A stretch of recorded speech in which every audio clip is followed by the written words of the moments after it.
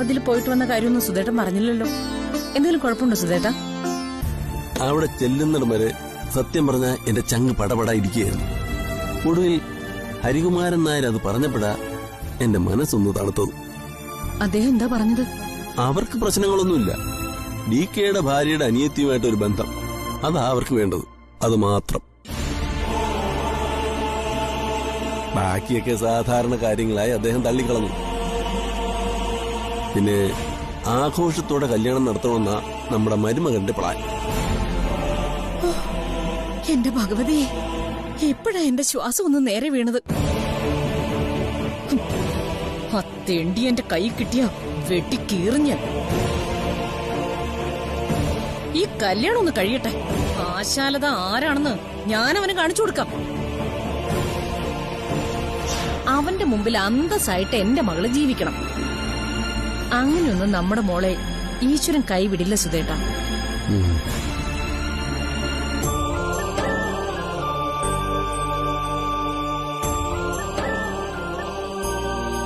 പക്ഷേ എന്റെ മകളെ ഈശ്വരൻ കൈവിട്ടല്ലോ ആചാരതെ. വിവാഹിതയായി ഇളയ മകൾ ഈ വീടിന്റെ പടിയിറങ്ങുമ്പോ ജീവിതം നഷ്ടപ്പെട്ട് തിരിച്ചു വരുന്ന മൂത്ത മകളെ സ്വീകരിക്കേണ്ടെന്ന് ഗതികെട്ടൊരച്ഛനായി പോയില്ലേ ഞാൻ.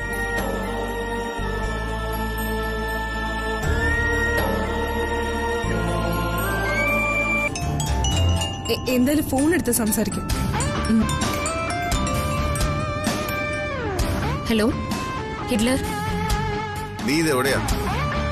റെസ്റ്റോറന്റിൽ നിന്ന് ആരോടും പറയാതെ എങ്ങോട്ടാ പോയത്? അയ്യോ എല്ലാം കൂടെ ഒറ്റയടിക്ക് ഇങ്ങനെ ചോദിക്കില്ല ചേട്ടാ. ഏട്ടനിപ്പ എന്താ അറിയണ്ടേ? ഞാൻ എവിടെ പോയെന്നല്ലേ? അത് തന്നെയല്ലേ ഞാനിപ്പം മലയാളത്തിൽ നിന്നോട് ചോദിച്ചത്. ഞാൻ ഒറ്റയ്ക്കല്ല പോകുന്നത്, എന്റെ കൂടെ ചിത്രയും ഉണ്ട്. അർജുന ഞങ്ങളെ കൊണ്ടുപോകുന്നത്. ഉത്തരവാദപ്പെട്ട ഒരു കാര്യം ഏറ്റെടുത്ത് വെച്ചിട്ട് അത് കളഞ്ഞിട്ട് ഇറങ്ങിപ്പോവാൻ നിന്നോട് ആര് പറഞ്ഞു?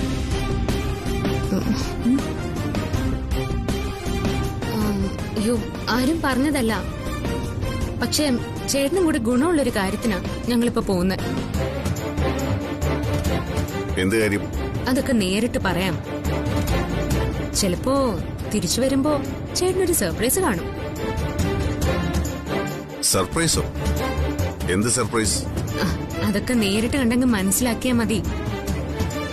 അപ്പൊ ശരി, ഞാൻ വെക്കട്ടെ.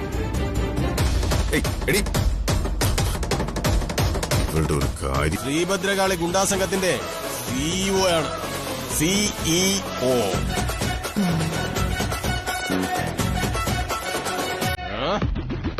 എന്നെ വെറുതെ ദേഷ്യം പിടിപ്പിക്കാൻ നിൽക്കരുത്. പറഞ്ഞ പണം കൊണ്ടുവന്നിട്ടുണ്ടോ? നിങ്ങൾ ചോദിച്ച പണം എണ്ണി നോക്കടാ. ഞാൻ നിനക്ക് എണ്ണാൻ അറിയില്ലല്ലോ.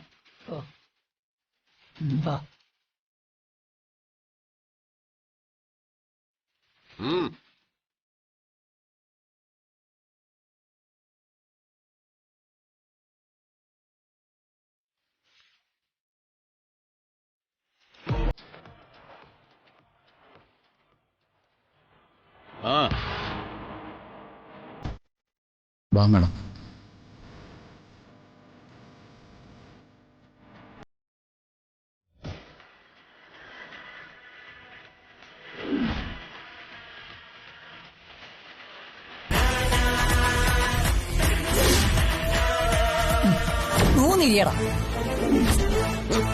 ഇങ്ങോട്ട് നോക്കടാ.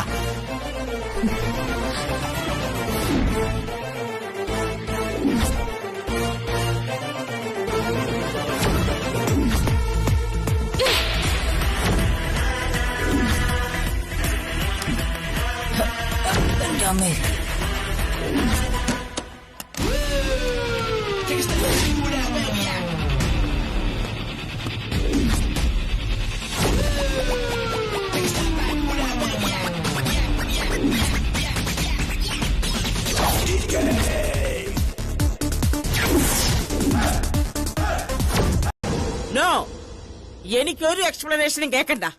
നീ തരേണമായിരുന്നു. ഞാൻ പറഞ്ഞിട്ട് കേക്കണ്ടേ? നിന്നോട് ആര് പറഞ്ഞു അവന്മാരെ പിടിച്ചോണ്ട് പോയി അവരുടെ മുന്നിലിട്ട് കൊടുക്കാൻ? ഹൂ അറിയൂ? കുലാൻ ദേവിയോ?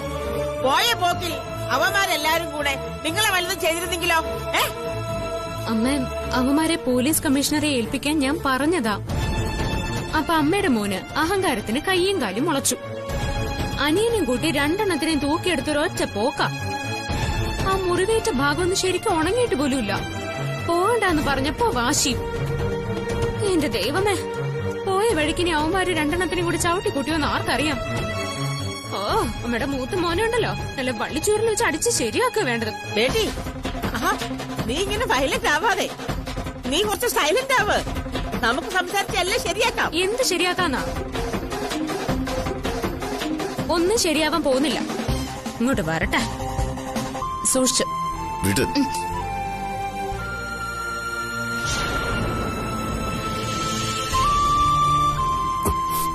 വാ.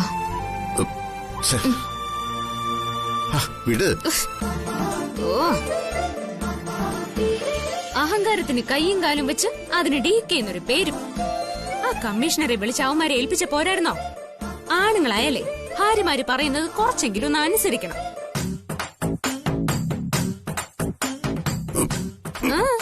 എന്താന്നും മിണ്ടാത്ത? ഈ വയ്യാത്ത കോലത്തിൽ അവിടെ വരെ പോവേണ്ട വല്ല കാര്യം ഉണ്ടായിരുന്നോ?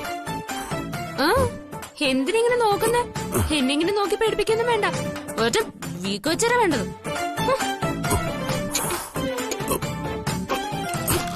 മനുഷ്യനായോ പറഞ്ഞോ അനുസരിക്കണം. ഇതെങ്ങനെയാ? അസിലും പിടിച്ചോ നടന്നോളൂ. അത് മാത്രം കൊള്ളാം. പോയ ആർക്കും നഷ്ടം? എനിക്ക് മാത്രം. അത് പറഞ്ഞാൽ മനസ്സിലാവോ? എന്നാ കഴിക്കും.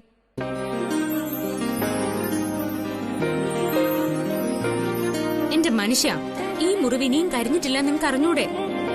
നിങ്ങൾക്ക് എന്താ പറഞ്ഞ മനസ്സിലാവാത്തെ? അവന്മാരെ നിങ്ങൾ തന്നെ അവിനാശിന്റെ കൈ കൊണ്ടു കൊടുക്കേണ്ട വല്ല കാര്യം ഉണ്ടായിരുന്നോ? അവൻ അവരെ രക്ഷിക്കില്ല ചേട്ടാ. അല്ലെങ്കിലും പറഞ്ഞിട്ട് എന്താ കാര്യം? കുശിനിക്കാർക്ക് ഇത്രയും ബുദ്ധിയല്ലേ കാണുള്ളൂ. എന്നെ കെട്ടാൻ പോകുന്ന ചെക്കന്റെ അച്ഛനോട് ഞാൻ പറഞ്ഞതൊക്കെ ഞാൻ അറിഞ്ഞടോ. അതുകൊണ്ട് ഞാൻ ഒരു കാര്യം ചെയ്തു. ഇതുവരെ സംഭവിച്ചതെല്ലാം ആ ചെക്കനോട് ഞാൻ തുറന്നു പറഞ്ഞു. ഭാഗ്യം. അപ്പൊ അത് തീർന്നു കിട്ടി. ഇല്ലടോ, അവൻ എന്നോട് ക്ഷമിച്ചു.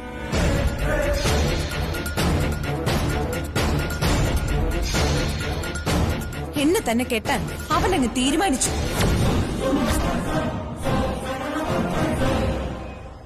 അവനെ കെട്ടി ഞാൻ നിങ്ങൾക്ക് മുന്നിൽ നല്ല അന്തസ്സായിട്ട് ജീവിക്കും.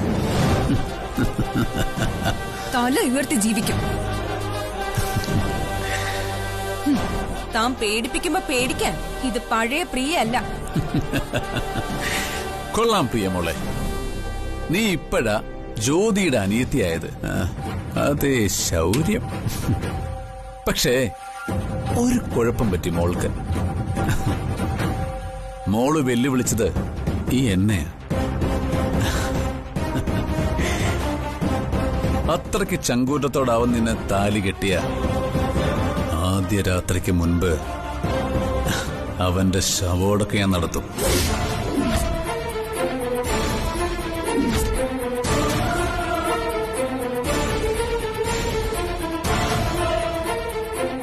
ഇത് ഭീഷണിയല്ല. ഇഷ്ടപ്പെട്ടു. എനിക്ക് നിങ്ങളുടെ ഈ പ്രകടനം ഒരുപാട് ഇഷ്ടപ്പെട്ടു. അങ്ങനെ എന്തെങ്കിലും സംഭവിച്ച ഇനി ഒരു തവണ കൂടി നമ്മൾ കാണും. എന്റെ കയ്യിൽ ആ സമയം ഒരു കത്തി ഉണ്ടാവും. കോരവള്ളി അറുത്ത് കൊല്ലുന്നുണ്ട് ഞാൻ. ഇതൊരു പെണ്ണിന്റെ ഉള്ളിൽ നിന്നും വന്ന ഉറച്ച വാക്ക. അതിനൊരു മാറ്റവും വരില്ല.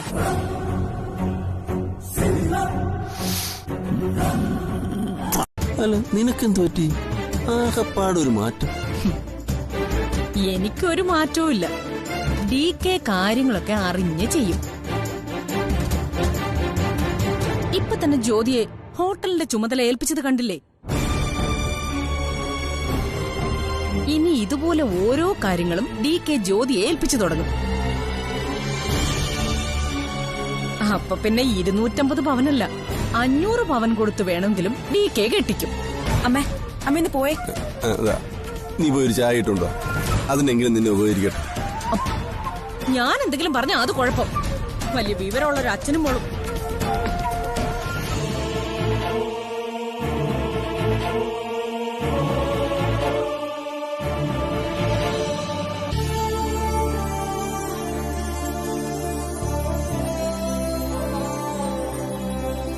അച്ഛാ,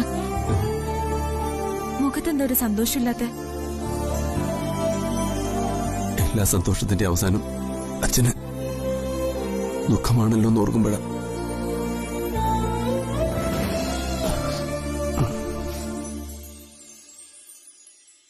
ഒരച്ഛനും ആ ദുഃഖം സഹിക്കാൻ പറ്റില്ല മോളെ.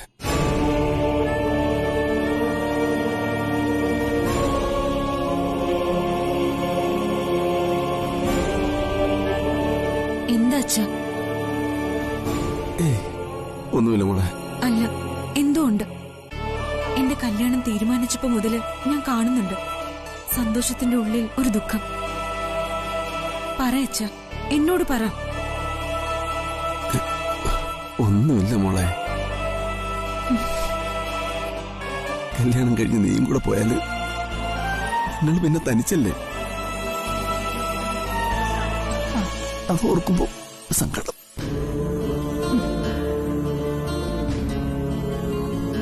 ദേ സുധാകരൻ നായരെ, എന്റെ മുൻപിൽ വേല ഇറക്കല്ലേ. സത്യം പറ, എന്റെ കല്യാണം തീരുമാനിച്ചതില് എന്തോ ഒരു പ്രശ്നമുണ്ടല്ലേ? എന്താ അത്? ദേ, സത്യം പറഞ്ഞില്ലെങ്കിലേ ഞാൻ ഈ കല്യാണത്തിന് പിന്മാറുവേ. പറഞ്ഞേക്കാം.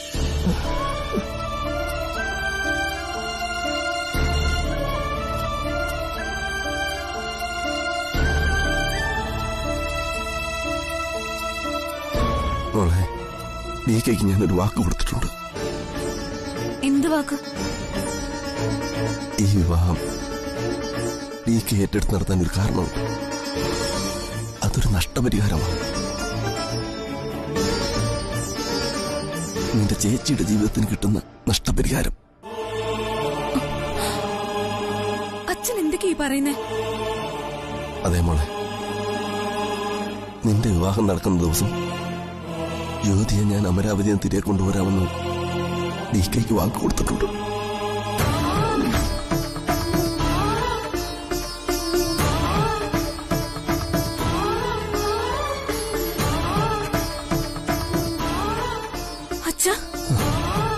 അമരാവതിയിലെ ജ്യോതിയുടെ ജീവിതം അന്നുകൊണ്ട് അവസാനിക്കും. നീ ഭർത്തമതിയാകുമ്പോ അവൾക്ക് ഭർത്താവിന് നഷ്ടപ്പെടും. പിരിഞ്ഞു പോകുന്നതിന് അവൾക്ക് ഭർത്താവ് നൽകുന്ന നഷ്ടപരിഹാരത്തിന്റെ കൂടെ കിട്ടുന്ന ബോണസാണ് നിന്റെ വിവാഹം.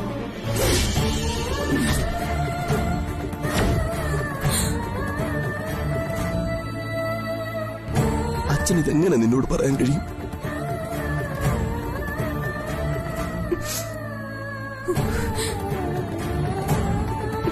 ഇല്ലച്ച, എന്റെ ചേച്ചിയുടെ ജീവിതം നഷ്ടപ്പെടാൻ ഞാൻ ഒരിക്കലും സമ്മതിക്കില്ല.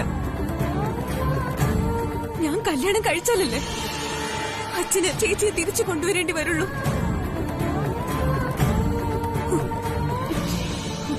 എനിക്ക് കല്യാണം വേണ്ടച്ച.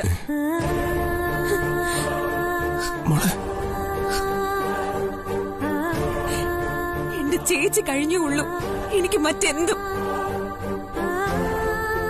അച്ഛാ, ആ ചെക്കന്റെ വീട്ടുകാരെ വിളിച്ച് പറഞ്ഞേക്കും എനിക്ക് ഈ വിവാഹത്തിന് സമ്മതമല്ലെന്ന്. മോളെ,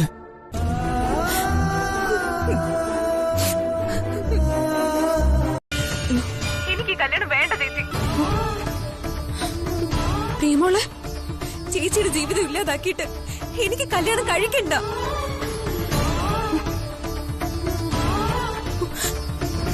അച്ഛൻ എന്നോട് എല്ലാം പറഞ്ഞു.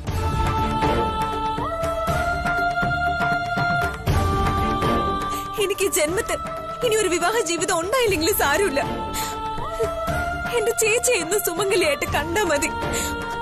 അത് മാത്രം മതി എനിക്ക്. പ്രിയമോളെ, എന്റെ ജീവിതം ഈശ്വരൻ വിധിച്ചതാ. ഇന്ന് നമ്മൾ കരുതുന്ന പോലെയൊന്നും നാളെ നടക്കണമെന്നില്ലല്ലോ. നമ്മള് വിചാരിക്കുന്ന വഴിക്ക് ജീവിതം വരില്ല. ജീവിതത്തിന്റെ വഴിക്ക് നമ്മൾ പോയേ പറ്റൂ. മോളെ, നിന്റെ ഈ വിവാഹം ചേച്ചിയുടെ ഏറ്റവും വലിയ സ്വപ്നോ. ചേച്ചി കാരണം അത് നടക്കുന്നതിൽ പരം സന്തോഷം എനിക്ക് വേറെ എന്താ ഉള്ളേ? വേണ്ട, എനിക്ക് ആ വിധി വേണ്ട.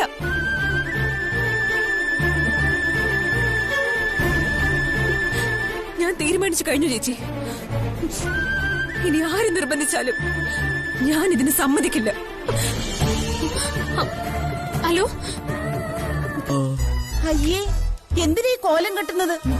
കോലം കെട്ടുന്നു? ആര്? ഇത്രയും ആഠ്യത്വമുള്ള എന്റെ മുഖത്ത് നോക്കി കോലം കെട്ടുന്നു എന്ന് പറയാൻ നിനക്ക് എങ്ങനെ ധൈര്യം വന്നടി? പറയടി. അതെ, ഞാന് ഒന്ന് അമരാവതി വരെ പോകാൻ പോകുക. അവിടെ നീ ചിലപ്പോ ഗോവയിലോ ഡൽഹിക്കോ പോയെന്നും വരും.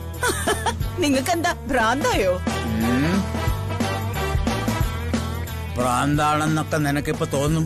പക്ഷേ എന്നെ ഒന്ന് കാണാൻ ഇനി ചിലപ്പോ നീ കണ്ണിൽ എണ്ണ ഒഴിച്ച് കാത്തിരിക്കേണ്ടി വരുവിടി. ആ, കാത്തിരിക്കേണ്ടി വരും. വയസ്സുകാലത്ത് ഓരോരോ ആഗ്രഹങ്ങളെ. അല്ല, നിങ്ങൾ അമരാവതിയിലോട്ട് വലിഞ്ഞേറി പോന്ന എന്തിനാ? ആ, ഞാന് ആ ശിവയുടെ കൂടെ അങ്ങ് കൂടാൻ പോവാ. ആ, അതേതായാലും നന്നായി. അതോടെ നിങ്ങളെ കൊണ്ടുള്ള ശല്യം തീർന്നു കിട്ടുമല്ലോ. അല്ല, എന്താ നിങ്ങളുടെ ഉദ്ദേശം? എടി, ശിവ ഒരു പുതിയ ചാനൽ തുടങ്ങാൻ പോകുന്ന കാര്യം പറഞ്ഞില്ലായിരുന്നോ? ആ, അത് നിങ്ങൾ എങ്ങനെ അറിഞ്ഞു? ഞാനതൊക്കെ സ്മെല്ല് ചെയ്ത് കണ്ടുപിടിക്കും. അവൻ എന്തെങ്കിലും ചെയ്യുന്നതിന് നിങ്ങൾക്കെന്താ കാര്യം? കാര്യമുണ്ട്. ഡീ, ആഹാരവുമായി ബന്ധപ്പെട്ട രുചികൾ തേടി അവൻ ഇന്ത്യ മൊത്തം സഞ്ചരിക്കാൻ പോവുക. അപ്പോ അവനൊരു കൈസഹായി വേണ്ടേ? പിന്നെ എന്തായാലും ഞാൻ അവന്റെ കൂടെ കൂടാൻ പോവുക. അവന്റെ കഷ്ടകാലം. അവന് ഇതിലും വലുത് ഏതാണ്ടോ വരാനിരുന്നതാ. അനിയന്റെ ഏട്ടത്തിയമ്മ, ഏട്ടത്തിയമ്മയുടെ അനിയൻ. ഭ്രാന്താശുപത്രിയിൽ നിന്ന് അവനെ തിരിച്ചുകൊണ്ടുവന്ന സ്നേഹത്തിന്റെ നിറകുടം. അവന്റെ ഭ്രാന്ത് മാറ്റാനുള്ള അവളുടെ പുതിയ അടവായി ഏർപ്പാട്. അവന്റെ ഭ്രാന്ത് ഇവൾക്ക് പകർന്നതാണോന്നാ എന്റെ സംശയം. ഭ്രാന്ത് ഒരു പകരുന്ന അസുഖമാണോ? ആയിരിക്കും. ഇല്ലെങ്കിൽ പിന്നെ ഈ പ്രഹസനങ്ങളൊക്കെ കാണിക്കില്ലല്ലോ. എന്തായാലും ഗുരുജിയെ കാണാൻ പോയ ശേഷം എസ്കയുടെ ഭ്രാന്തിന് ഇത്തിരി കുറവുണ്ട്. എന്താ അത് കുറയരുതെന്നാണോ നിങ്ങളുടെ രണ്ടുപേരുടെ ആഗ്രഹം?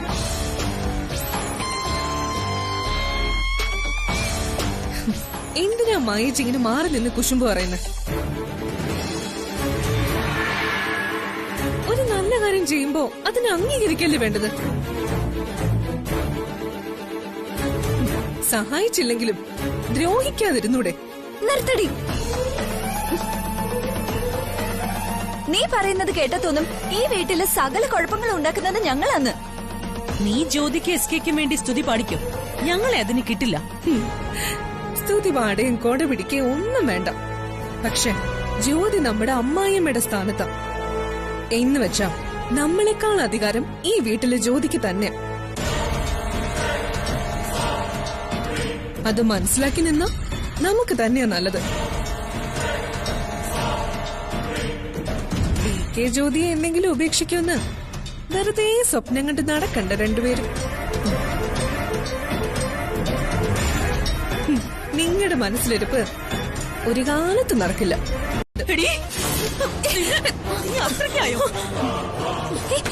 ചിത്ര,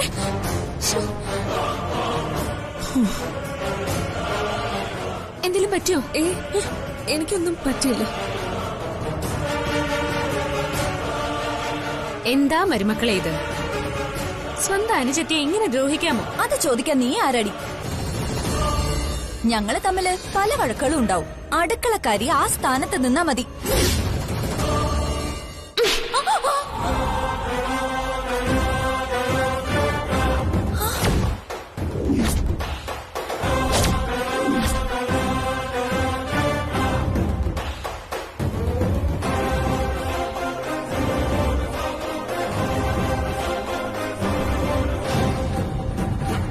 അടുക്കളക്കാരി അല്ലടി, അമ്മായി അമ്മ.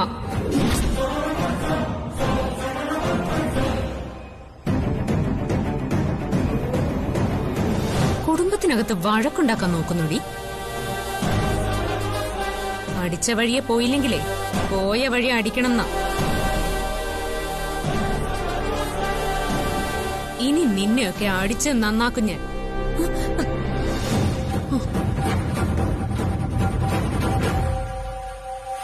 ഈ അമരാവതിയിൽ എന്റെ സ്ഥാനം എന്താണെന്ന് മനസ്സിലാക്കി തരാൻ ഞാൻ.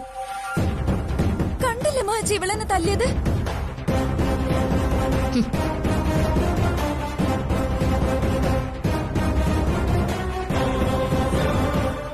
മായച്ചി എന്തോന്നും മിണ്ടാത്ത? അവള് മിണ്ടില്ല. ഈ കൈയുടെ ചൂട് അവക്ക് നന്നായിട്ട് അറിയാം.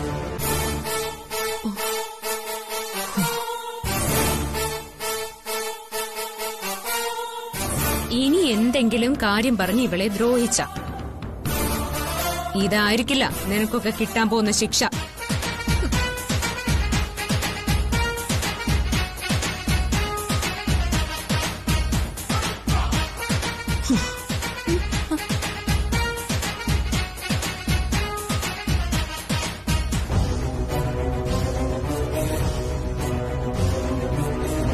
പോടി.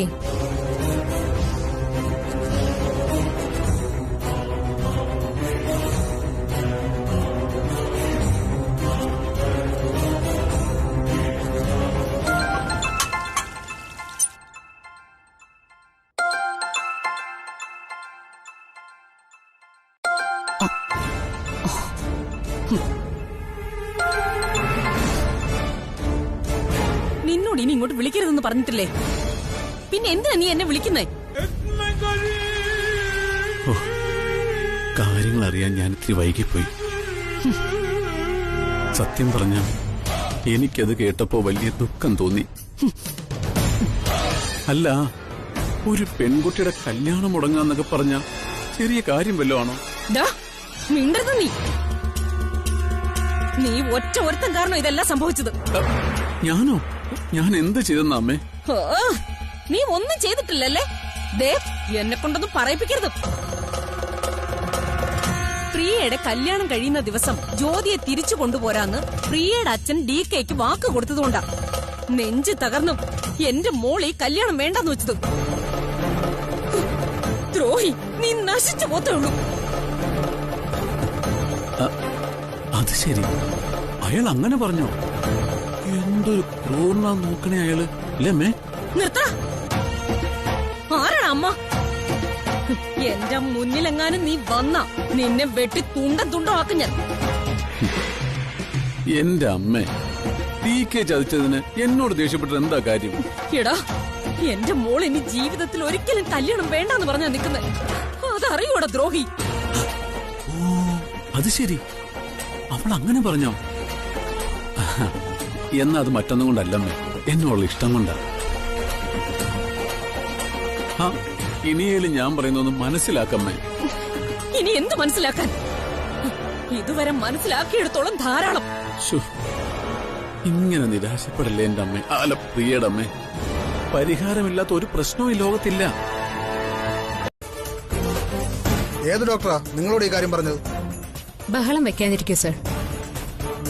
ഞാൻ ഹോസ്പിറ്റലിൽ പോയി സാറിന്റെ കുട്ടികളെ കണ്ടിട്ടാ ഇങ്ങോട്ട് വരുന്നത്. ഇന്നലെ നിങ്ങൾ കഴിച്ചതിന്റെ പണം കൊടുക്കാതെ ഇവിടെ കിടന്ന് ബഹളം വെച്ചപ്പോഴേ ഞാൻ കരുതിയതാ ഇങ്ങനൊരു പണി എന്തായാലും വരുമെന്ന്. ഒരസുഖവും ഇല്ലാത്ത സ്വന്തം മക്കളെ ഹോസ്പിറ്റലിൽ കൊണ്ടുപോയി അഡ്മിറ്റ് ആക്കിയിട്ട് ഇവിടെ കയറി വന്ന് നാടകം കളിക്കേണ്ട കാര്യമുണ്ടോ? അമിതമായിട്ട് ആഹാരം കഴിച്ചതിന്റെ ദഹനക്കേട് കൊണ്ടാ പനി വന്നതെന്നാ ഡോക്ടർ പറഞ്ഞു. നിങ്ങളുടെ കുട്ടികളുടെ അസുഖം എന്താണെന്ന് ഡോക്ടർ എഴുതി തന്ന റിപ്പോർട്ട് എന്റെ കയ്യിലുണ്ട്. ദാ നോക്കണം സർ. സാറ് പോയി ഹോട്ടൽ അടുപ്പിക്കാനുള്ള ആളെയും കൂട്ടി ഇങ്ങ് വാ. സാറിന്റെ പണി ഞാൻ കളയും. നിങ്ങൾ എന്താ കരുതിയത്? ക്വാളിറ്റിയിൽ ഒരു കോംപ്രമൈസും വരുത്താത്ത DK റെസ്റ്റോറന്റ് ആയത്. ഇവിടെ കയറി കളിച്ചാലുണ്ടല്ലോ പണി പാലും വെള്ളത്തിൽ കിട്ടും. എന്തേ കാണണോ?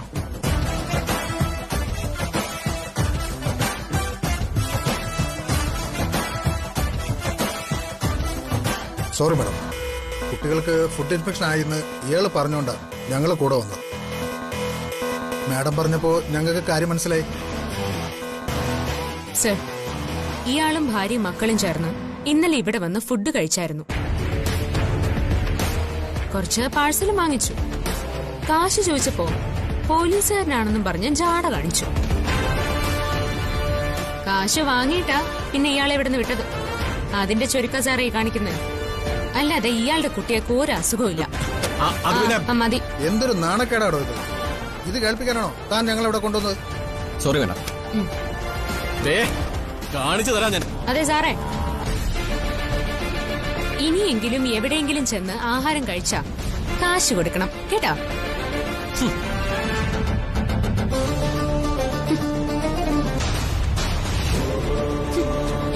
ഹിറ്റ്ലറിനെ വരെ കുപ്പിയിലിറക്കിയ എന്നോടാ ഇവന്മാരുടെയൊക്കെ കളി. അപ്പൊ അവിടെയും പണി പാളി. നാണമില്ലേടോ തനിക്ക് ഇങ്ങനെ തോറ്റു തുന്നം പാടി എന്റെ മുന്നിൽ വന്ന് നിൽക്കാൻ? സാറേ, ആ പെണ്ണിത്തിരി കട്ടിയാ. ആ പെണ്ണിന്റെ അടുത്ത് ഒരു കളിയും നടക്കില്ല. തുടങ്ങി. അവള് നമ്മൾ വിചാരിച്ച പോലെ അല്ല. അവള് ഹോസ്പിറ്റലിൽ പോയി ഡോക്ടറെയും കണ്ട് റിപ്പോർട്ട് വാങ്ങിച്ചിട്ടാ വന്നത് സാർ.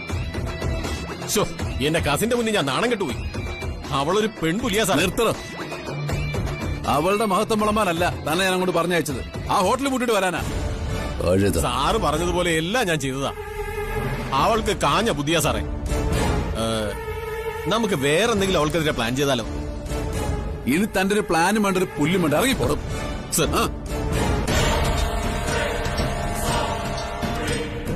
ഒരു ജ്യോതി എവിടെ തിരിഞ്ഞാലും അവളുടെ മഹത്വം മാത്രം. എന്റെ ആഗ്രഹങ്ങൾക്ക് ബലങ്ങ് തടിയാൻ നിൽക്കുന്നത് അവൾ ഒറ്റയൊരുത്തിയാ. കൊല്ലും ഞാൻ അവളെ.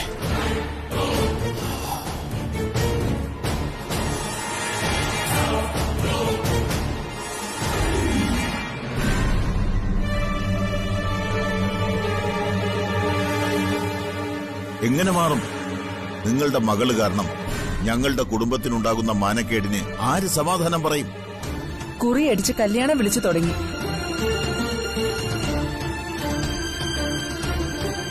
ബന്ധുക്കളോടും നാട്ടുകാരോടൊക്കെ ഇനി കല്യാണം നടക്കില്ലെന്ന് എങ്ങനെ പറയും? പറഞ്ഞാൽ തന്നെ അതിന്റെ കാരണം ആളുകൾ അന്വേഷിക്കില്ലേ? എന്തെങ്കിലും ഒന്ന് വീണ് കിട്ടാൻ കാത്തിരിക്കുക നാട്ടുകാര്. അവരോടൊക്കെ പെണ്ണിന്റെ വീട്ടിൽ ഇങ്ങനെ ഒരു പ്രശ്നമുണ്ടെന്ന് പറയാൻ പറ്റുമോ?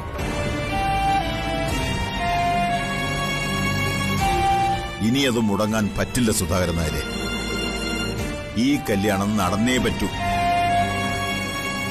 നടക്കണമെന്ന് തന്നെയാണ് ഞങ്ങളുടെ ആഗ്രഹം. അതിനുവേണ്ടിയാ ഞങ്ങൾ ഓരോ നിമിഷവും പ്രാർത്ഥിക്കുന്നത്. പക്ഷേ അവൾ ഇങ്ങനെ ഉറച്ചൊരു തീരുമാനമെടുക്കുമ്പോ ഞങ്ങൾ എന്ത് ചെയ്യും മേനോനെ? പറയാവുന്നതിന്റെ അങ്ങേയറ്റം വരെ പറഞ്ഞു നോക്കി.